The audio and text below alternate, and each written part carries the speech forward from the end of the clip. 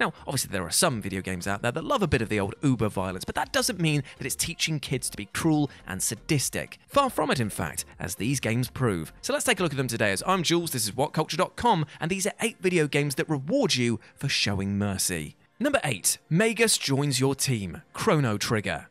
For anyone who's played the stonkingly brilliant Chrono Trigger, you'll know that Magus is a right piece of work, appearing to have teamed up with the Time Eater itself, Lavos, as its snivelling, fleshy lackey. After all the problems that he causes you throughout your adventure, you'll likely be chomping at the bit in order to see him meet his maker, and after the party has defeated the Blackbird boss, you'll get the chance to do so. Heading to the North Cape will find Magus standing on top of a cliff overlooking the sea. As the party draw their weapons to fight, Magus reveals that he was actually brought to this time by Lavos and was actually looking to slay the beast for ruining his life.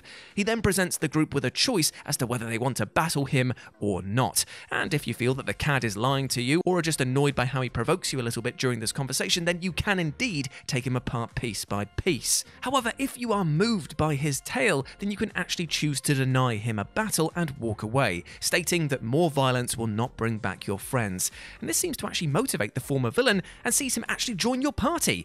Not a bad reward when you consider his stat line and abilities, and yet further proves that it is indeed teamwork that will make the time-compressed alternative future dream work. Number 7. Wolf to the Rescue. Resident Evil 4. Thanks to the ever-tense atmosphere of the Resident Evil games, you're pretty much conditioned to view every other living being as a threat, and are very likely to shoot first and ask questions never. Yet it's specifically that line of thinking that can end up making things a whole lot more difficult for yourself in the almighty Resident Evil 4. So, early on in the game, fringe connoisseur Leon S. Kennedy will hear a whimper in the distance and come across this wolf stuck in a bear trap.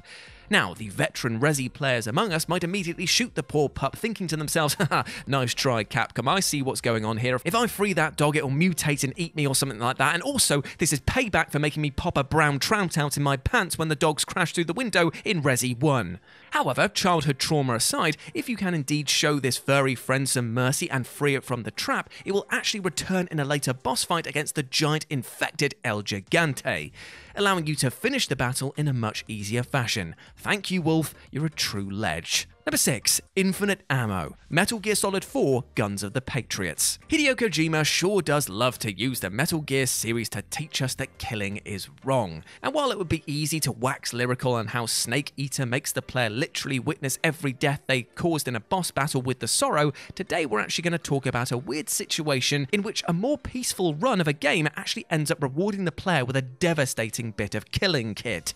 So, in Metal Gear Solid 4 Guns of the Patriots, players are given multiple tools in order to make it through sections without killing a single soul. V-ring ammo, stun grenades, tranquilizer darts, and of course, that old man kung fu that coughing Snake over here sure loves to bust out. If you can make it through the entire game without sending anyone to the big man in the sky, you'll be rewarded with the Infinite Ammo Bandana. What an odd reward, right? Well, it will actually feel less so for those who actually went through the game in this manner, because in some places it is a right slog. So now the thought of being able to murder everything with a pulse in short order really is actually quite appealing. Mercy that leads to murder. Brilliant. Number 5. Insulated Costume. Spider-Man 2 Enter Electro. While it's true that Spider-Man is the epitome of mercy as it is, seeing as he rarely kills any of his supervillain arch-enemies and tries his bloody best to leave thugs with enough wherewithal to realise their own mistakes, players can actually take this even further in the outstanding Spider-Man PS1 sequel, Enter Electro, when it comes to battling long-standing frenemy the Lizard.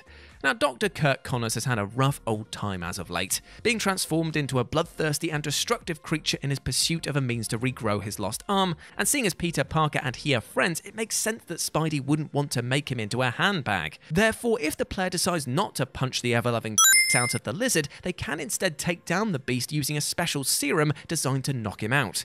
Now, to be clear, this is hard, really hard, and it takes bloody ages as well, requiring you to land 15 to 25 hits of the serum to work. Yet, for your troubles, you are rewarded with not only a clean conscience, but also the insulated suit, which not only lets you do double damage to enemies, but also nerfs electrical attacks entirely. This may indeed come in very handy when you come to face Electro himself, especially on higher difficulties. Number 4. Innocent Achievement. The Banner Saga. So the Banner Saga is, despite its brilliant aesthetics, a rather somber and brutal affair. With a perpetual winter hanging over the land and an army of mindless armoured warriors known as the Dredge slaying everything in their path, you'll be forced to run as much as fight, and even when not in battle you might suffer the sting of betrayal and the loss of innocence. Therefore, it's up to the player when controlling Rook to not only inspire hope in others, but to set an example for his daughter Alette, who has just one request: don't make me kill people. Now, you might scoff at this at first, seeing as nearly every human or Varl that you meet would rather bash your head in than shake your hand, but it is indeed possible to go through the entire game and spare Alette the horrible situation of taking a life. Doing this will actually have far-reaching consequences, as not only will it deepen the respect that Alette has for her father, but will also net the player the innocent trophy for actually listening in a time of eternal conflict. Peace only comes when the defences of all come down, and while the struggle is not easy in the slightest, keeping your word is enough to bring light to this otherwise bleak title. Number 3. Not punching the reporter. The Mass Effect trilogy. Now, being a hero is never going to be an easy job. From the constant threat of global annihilation at the hands of the title's big bad to the underdog story that is your day-to-day life, it's often an uphill slog for the protagonist at the best of times. And this experience is made all the worse if somebody, say, is trying to constantly trip you up as you struggle onward. And that person, in the Mass Effect original trilogy at least, is Khaleesa Al-Jilani, a reporter for Westerland News that always seems to catch Commander Shepard at the worst possible times, and usually with the intent of getting right under their skin.